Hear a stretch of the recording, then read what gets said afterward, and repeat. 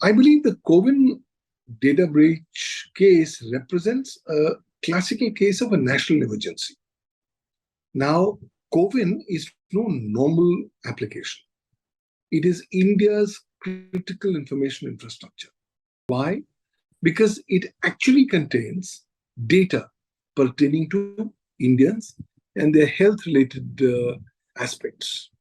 And therefore, it becomes imperative that this data must be protected and preserved under all circumstances.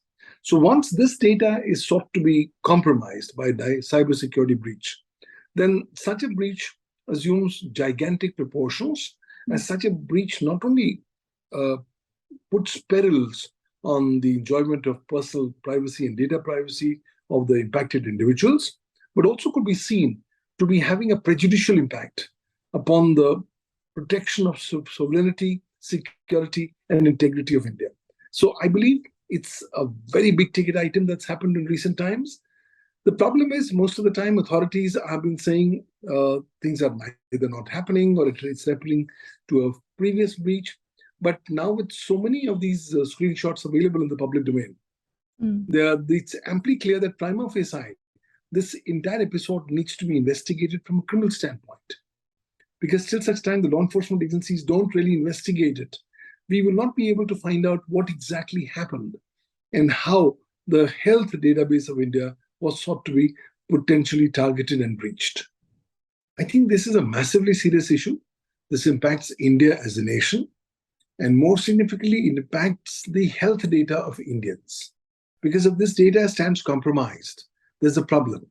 Because henceforth now, all the Indians whose data has been compromised will be under a constant fear that they can be potentially targeted, misusing the said data, and be brought to become victims of cyber crimes in a variety of cases.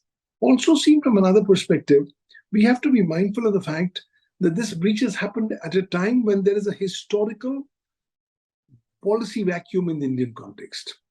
At the time when we talk, India does not have any dedicated law on cybersecurity.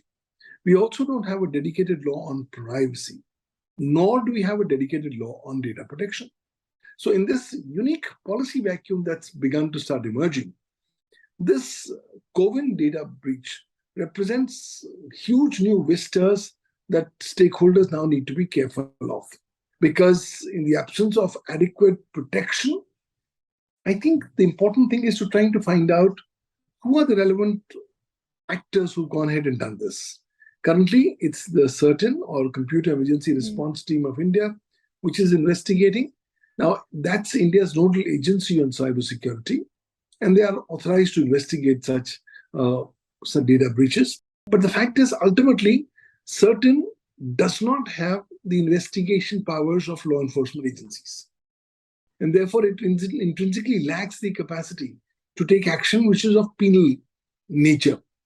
Hence, apart from the CERTIN investigation, I'm of the firm opinion that an FIR needs to be lodged and the matter needs to be criminally investigated by the police, because these are various offenses that have been committed under the Information Technology Act 2000 and also under the Indian Penal Code.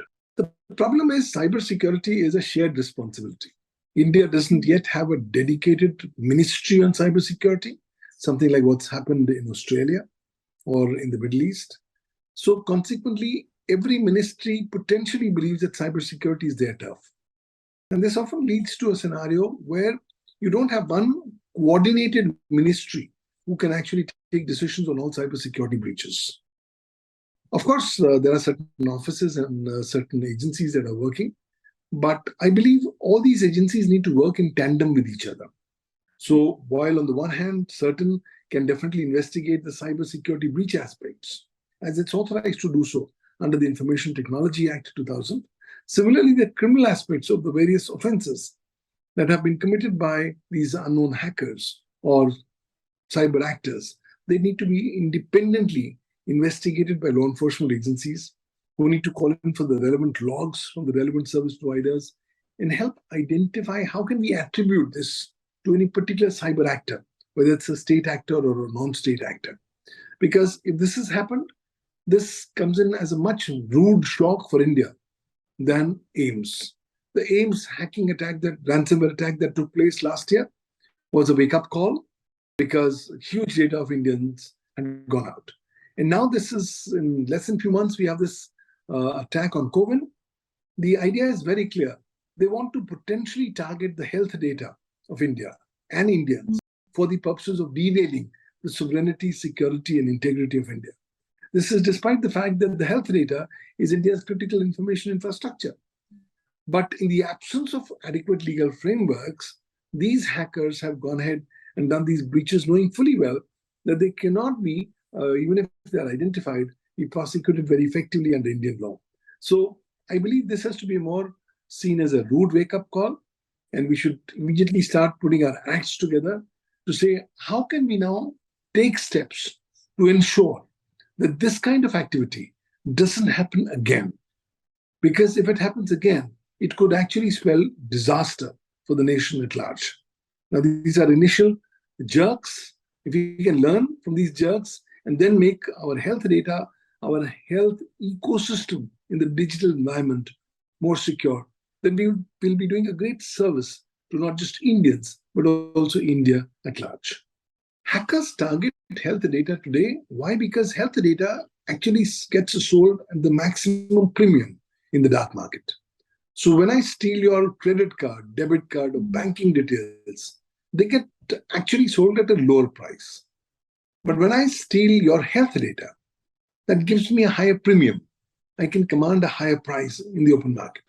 Why? Because that opens up vistas of information, not only about the targeted individual, the kind of health parameters that he has, the problems that he has, and also potential areas where he may require medical assistance or medical health-related services. So therefore, medical data or health data becomes the most fertile target for being breached by cybersecurity breachers and cyber criminals. And because it's happening in quick succession, it can once again tell you how important this data will be for the hackers. India has already become the most populous nation in the world. And if you have the health data of a majority of Indians in the most populous nation in the world, imagine the kind of power it can give you, to you as a hacker, to you as a hacking community or a hacking group, and how much damage you can cause to individuals, to the society, and to the nation at large. I think stakeholders need to take a more mature approach. Let's now realize that absolute security does not exist. What was secure yesterday is not cyber secure today. What's cyber secure today will definitely not be cyber secure tomorrow. So there's always a possibility that any organization, any database, any individual can potentially become a victim of a cybersecurity breach. So rather than pushing it under the carpet, the more mature and a more prudent approach will be to recognize the fact that, yes, this has happened. Let's try to investigate, and then let's try to take steps to minimize the damage or mitigate the losses that are likely to come from there. So right now, traditionally, I've seen an approach in India where most stakeholders tend to push it under the carpet, saying everything is hunky-dory and there's no problem and they're 100% secure. That approach now needs to give way to a more pragmatic and a more sane approach to say, well, yes, we have been breached, no problem, but this is how we are dealing with the breach. So if you start taking your stakeholders into confidence and say, this is what I've done vis-a-vis protecting the cybersecurity of your data, and what I'm doing continuously to keep on improving on my cybersecurity, you're likely to win over the confidence of even the affected persons. But if you're going to be in a denial mode and say, look, everything is fine, nothing has happened, and then your data gets available for sale in the public domain, that is an irreversible phenomenon in terms of people completely losing trust and confidence in your abilities as an organization to safeguard their health data. I think India needs to do quite a bit of work learning from these experiences of these episodes. First and foremost, India doesn't have a dedicated law on cybersecurity. We require a new legal framework on cybersecurity.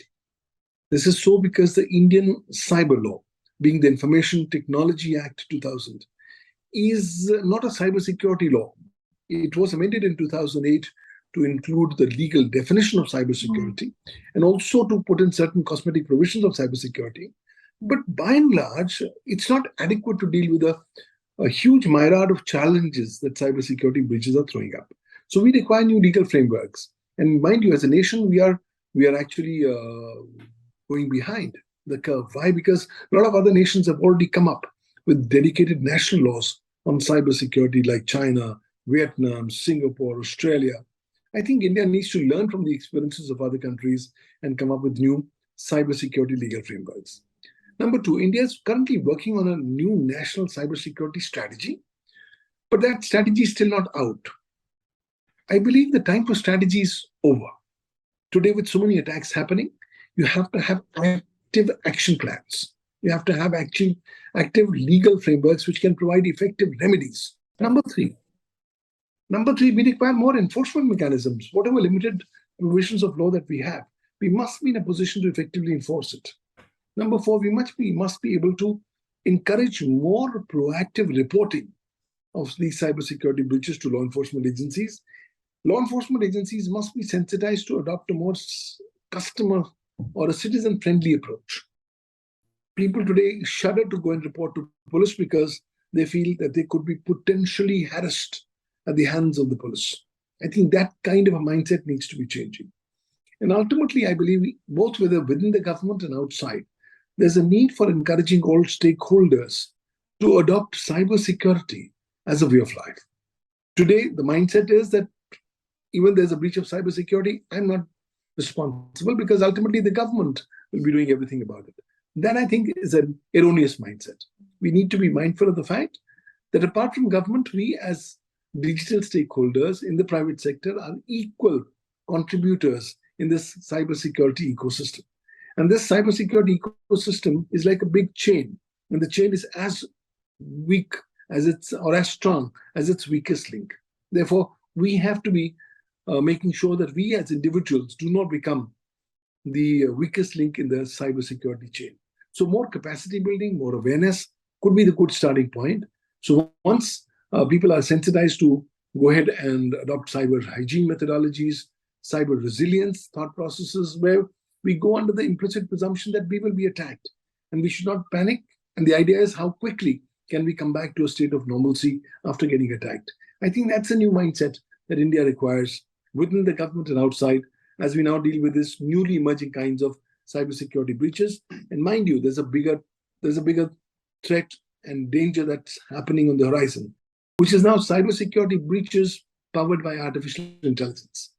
AI is now beginning to be used for breaching the cybersecurity of systems, networks, and data residing therein. So ultimately, the breach gets done by an algorithm rather than by an individual or a human per se. Now, hence trying to identify who's done the said cybersecurity breach, trying to attribute it to a particular definitive cyber actor, and then trying to get the said cyber actor to be prosecuted as per the laws of your land in your country becomes very, very tall challenges which law enforcement agencies need to handle. So, all said and done, we need to have a cumulative, holistic approach on how we have to deal with these cybersecurity breaches. Why? Because these cybersecurity breaches are here to stay. They will continue to keep on growing with each passing day. 2022, every 11 seconds, an Indian company had become a victim of a ransomware attacks. By the end of 2023, we should see every 9 seconds, a company should become a victim of a ransomware attack. With these now constantly changing ground realities, we have to realize that we are all riding on a running tiger and that we'll have to update our skill sets. We cannot get off the tiger because the tiger is going to eat us. So we'll have to constantly update our skill sets, renovate us, and how we can go ahead and try to protect the cybersecurity of our systems and data that's resident therein. So once your data gets breached or your system gets hacked, you have a couple of remedies. First is you must instantaneously report to the police. Earlier, there used to be massive underreporting. Even now, there's massive underreporting. But I think stakeholders need to be encouraged to go ahead and report about these kinds of cybersecurity incidents to the law enforcement agencies. So the government has come up with the National Cybercrime Helpline, which is available at 1930. You can call that helpline and report your cybersecurity breach. You can also do an electronic filing or reporting at the National Cybercrime Reporting Portal, being cybercrime.gov.in. Number three, once during investigations has found out the definitive actor who's behind your cybersecurity breach, then you can definitely go ahead and seek damages by way of compensation under Section 43 of the IT Act, up to 5 crore rupees against the said entity. Alternatively, various said entity, when that entity creates or commits that cybersecurity breach, he commits various offenses under the Information Technology Act 2000 and the Indian Penal Code. So you have the criminal remedy, you have the civil remedy. But then most of the people are very, very wary of having recourse to these remedies because they're not confident about the ability of the system to grant them efficacious redress mechanisms. I think that's where India needs to work far more. Right now, the government has come up with the IT Rules 2021, which have been amended on 6th of April 23. Now, all intermediaries have been made responsible to implement and maintain reasonable security practices and procedures so as to protect the data of third parties, which is resident on their systems. So the government is doing its own bit. But these are the limited remedies that you currently have under the law. In addition, if you think that the breach has happened on a platform of an intermediary or a social media intermediary, then you also have the choice to go ahead and ventilate your grievance to the grievance officer of the concerned intermediary. And then, as per the grievance redressal mechanism of the said intermediary, your grievance has to be redressed within a period of 15 days by the said intermediary's grievance officer. Should you not be satisfied, you can even go and file an appeal to the grievance appellate committee. So certain provisions have been given, but the problem is most of the stakeholders are not aware of the legal remedies that are available to them, and they're not willing to go ahead and report about these kinds of incidents because they believe that they could potentially be facing far more harassment. I think people need to be encouraged to come out of that mindset and start reporting more and more about these cybersecurity breaches. Because of the procedure, because of the lack of effective remedies, people are normally hesitant to report. And this hesitancy to report actually also shows in the governmental figures of actual number of FIRs registered. So let me put it differently. A cybersecurity breach and a cybercrime are two faces of the same coin. Because when somebody commits a cybersecurity breach, he also commits a cybercrimes. Similarly, when a person commits a cybercrime, invariably that will tantamount to breaching the cybersecurity of a computer system or data that's resident there. And there's been a historical trend of massive underreporting. Many years back, my law firm, Pawan Duggal Associates, which is India's niche technology law firm working on the intersection of law and technology, we did a survey to find out the level of underreporting as far as underreporting of cybercrimes was concerned. And we found out that for every 500 instances of cybercrime that tend to take place in the internet, only 50 tend to get reported to the police. And out of 50, only one tends to get registered as an FIR. And we thought that these were very, very conservative figures. Now, this was many, many years back. And then came COVID. With the coming of COVID-19, the golden age of cybercrime has already begun. And now, all new kinds of cybercriminal activities and cybersecurity breaches are taking place. Therefore, this propensity of more and more underreporting is something that's happening on the horizon. By more creating enhancement in capacity building, by creating more awareness among stakeholders, we can encourage them to start reporting more and more of these cybersecurity breaches and cybercrimes. The current laws are not enough to deal with the challenges of cybercrime and cybersecurity breaches. The reason for this is that India doesn't have a dedicated cyber crime law. India also doesn't have a dedicated cybersecurity law. So we have all sought to address these issues under India's umbrella legislation, which is mother legislation of the electronic format, being the Information Technology Act 2000. Mind you, this law is 23 years old. And we last amended this law only once in 2008 after the Mumbai attacks. Since then, it's almost 15 years. But then in these 15 years, while the law has not changed, cybercrime and cybersecurity breaches faces have completely transformed themselves. Newly emerging kinds of cybercrimes and cybersecurity breaches are emerging. And they are often not getting covered under the prevailing law of the land. So the time has come that we need to beef up the legal frameworks. We need to amend the IT Act to incorporate more coverage of cybercrimes and cybersecurity breaches. Also, the historical mistake that India made of making almost all cybercrimes as bailable offenses under the Information Technology Amendment Act of 2008 needs to be rectified. Thanks to those amendments, the deterrent effect of cybercrimes had gone off. Today, when somebody knows that he's going to be booked for cybercrime, he's not bothered. He believes he can manage, and at best, it's only a bailable offense.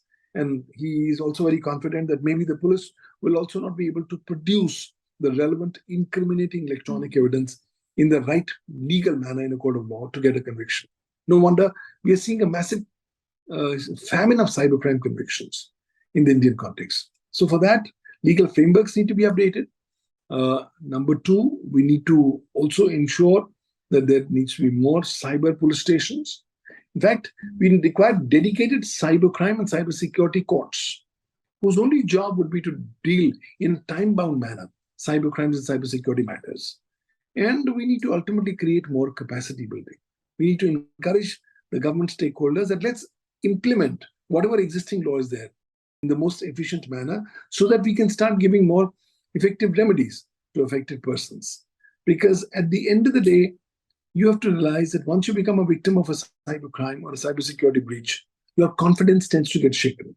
And then your reliance upon existing legal frameworks often does not really match much results. So in a scenario like this, I think we require a 360-degree viewpoint and approaches on strengthening the cyber legal system in the country, on ensuring the safeguarding and security of Indian digital ecosystem, and also on strengthening the concept of Digital India. Fortunately, the government is now coming up with a Digital India Act that could be coming up with more elaborate provisions to help empower and strengthen the concept of Digital India. But I think a lot of work needs to be done, and every stakeholder needs to be contributing. Yes, the government needs to lead from the front, but the corporate sector, the academia, the civil society have to all contribute in making Indian digital ecosystem far more cyber secure, cyber robust, and cyber resilient.